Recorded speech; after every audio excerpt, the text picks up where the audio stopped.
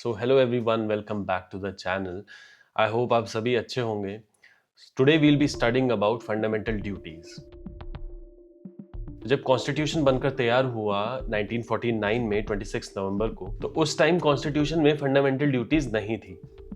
तो आखिर ऐसा क्या हुआ कि फंडामेंटल ड्यूटीज को इंट्रोड्यूस करने का नीड महसूस हुआ गवर्नमेंट को। बात 1975 की है, जब इंटरनल इमरजेंसी डिक्लेयर करी इंदिरा गांधी गवर्नमेंट ने, तो एक केओस की सिचुएशन देखने को मिली और सिटीजन्स के अंदर एंड बाकी पॉलिटिकल पार्टीज के अंदर एक अग्रेशन देखने को मिला। इसी के चलते सरदार स्वरण सिंह कमेटी 1976 में कांग्रेस गवर्नमेंट ने एस्टैब्लिश करी, जो रेकमेंड करने वाली थी सम सेट ऑफ रूल्स, जिन्हें नाम दिया गया फंडामेंटल ड्यूटीज, जिन्हें सिटीजन्स को फॉलो करना चाहिए। अक्सर फंडामेंटल राइट्स की बात तो हर सिटीजन करता है, चाहे वो फ्रीडम ऑफ स्पीच हो या फ्रीडम ऑफ रिलीजन हो या फिर राइट टू इक्वालिटी हो, मगर अक्सर सिटीजन्स ये भूल जाते हैं दैट कॉन्स्टिट्यूशन में एक सेट ऑफ रूल्स है, सेट ऑफ ड्यूटीज है, जो हर सिटीजन को पता होनी जरूरी है। स्वरण सिंह कमेटी ने लगभग 8 फंडामेंटल ड्यूटीज रेकमेंड करी थी, लेकिन 42nd अमेंडमेंट एक्ट ऑफ 1976 में 10 ड्यूटीज को इंक्लूड किया गया, जिसमें कुछ मॉरल ड्यूटीज थी और कुछ सिविक ड्यूटीज। और इस अमेंडमेंट से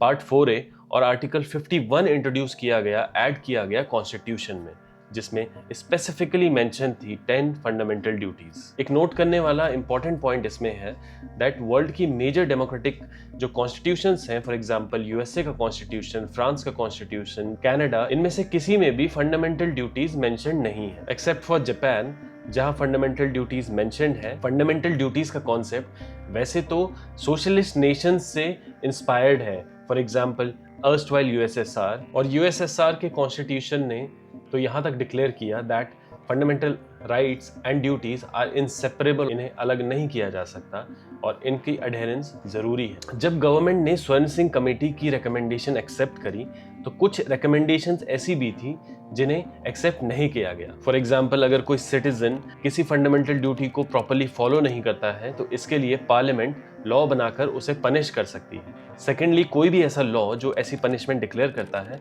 उसे किसी भी कोर्ट में चैलेंज नहीं किया जा सकता था, ये कहकर कि ये किसी फंडामेंटल राइट को अफेक्ट करता है। एंड थर्डली, ड्यूटी टू पे टैक्सेस को भी एक फंडामेंटल ड्यूटी बनाने की बात हुई थी, मगर इन रिकमेंडेशंस को गवर्नमेंट ने एक्सेप्ट नहीं किया। जैसा मैंने आपको पहले बताया, कुछ मॉरल ड्यूटीज थी और कुछ सिविक ड्यूटीज। मॉरल ड्यूटीज में ऐसे परसेप्ट्स, ऐसे कॉन्सेप्ट्स थे जैसे नोबेल आइडियल्स, जो फ्रीडम स्ट्रगल के टाइम पर हमारे लीडर्स ने फॉलो किया या उनका विजन था, उनको चेरिश करना, ये एक मॉरल ड्यूटी के तौर पर माना गया। एंड नेशनल फ्लैग की रिस्पेक्ट करना, कॉन्स्टिट्यूशन की रिस्पेक्ट करना, ये सिविक ड्यूटी के अंडर आता है।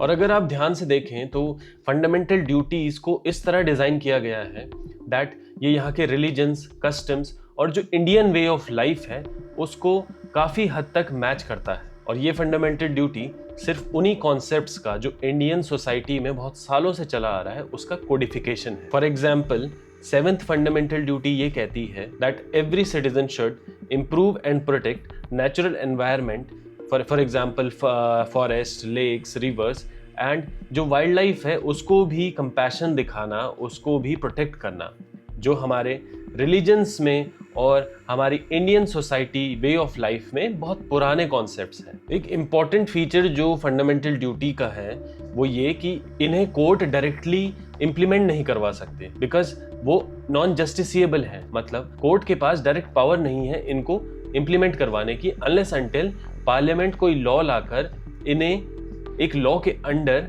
ड्यूटी बना दे। देयरफॉर जब तक किसी भी ड्यूटी के लिए कोई लॉ नहीं है, तो वो ड्यूटी को एक लीगल सैंक्शन नहीं मिलता है। फंडामेंटल ड्यूटीज को लेकर इंदिरा गांधी जी का मानना था दैट इनके इंट्रोडक्शन से एक स्ट्रेंथन डेमोक्रेसी इंडिया बनेगी, क्योंकि जब सिटीजन्स को अपने राइट्स के साथ साथ अपनी ड्यूटीज का भी पता होगा, तो वो नेशन बिल्डिंग में ज़्यादा अच्छे से कंट्रीब्यूट कर पाएंगे। जब इमरजेंसी के बाद मोरारजी देसाई प्राइम मिनिस्टर बने, तो उन्होंने जो 42nd अमेंडमेंट एक्ट 1976 में चेंजेस लाए गए कॉन्स्टिट्यूशन में, उन चेंजेस को हटाने के लिए 43rd अमेंडमेंट लाया और 44th अमेंडमेंट लाया 1978 में। मगर नोट करने वाली बात यह है कि इस अमेंडमेंट के बाद भी, काफ़ी सारे चेंजेस हटाने के बाद भी, फंडामेंटल ड्यूटीज़ पर एक कंसेंसस डेवलप हुआ और उन्होंने भी फंडामेंटल ड्यूटीज़ को कॉन्स्टिट्यूशन से हटाया नहीं। ये बताता है कि फंडामेंटल ड्यूटीज़ कितना इम्पोर्टेंट समझा गया